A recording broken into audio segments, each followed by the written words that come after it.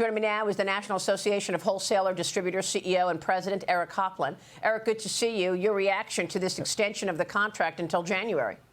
You know, we're certainly pleased that the ports are going to be reopening this morning. Wholesaler-Distributors, as you know, has been working for months to ensure there is as minimum disruption to the supply chain as possible. So we're pleased with that. But at the same time, Maria, this was completely unnecessary. We've seen probably a $15 billion impact to the American economy. And it's not like there's a light switch here that's going to go on and everything is back to normal. It's more like a traffic accident where it slows traffic for hours. But in this case, with so many container ships off the Gulf Coast and the eastern seaboard, there's more than 60 ships.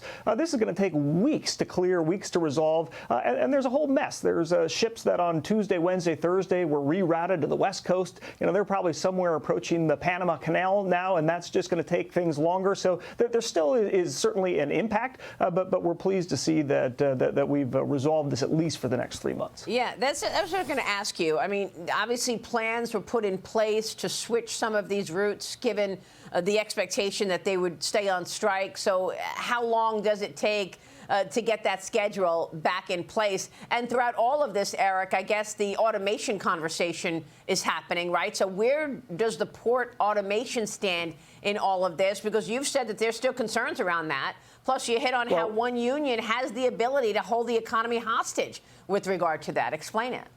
Well, that's right. And you know, first of all, while the ports are going back to work today, wholesaler distributors, we don't get to go back to normal today because there's going to possibly be a strike 3 months from today. And so now we have to take all of the costly measures that we've been taking the last few months. We have to continue those to prepare for another possible disruption. So our lives don't get easier. And as we've talked about in this program, one of the major issues that are remaining is whether or not we can introduce automation to the ports. And what the American people need to understand is we are so far behind the rest of the world, and this really has an inflationary impact. You know, I agree that certainly the folks at the docks are working hard and deserve a fair increase, but think about every dollar that we put into their pockets means that everything that flows through those ports costs more money. So there's an inflationary impact. If we were to move to automation, if we can move things far more efficiently like the Chinese do, like they do in the Netherlands and Europe and all around the globe,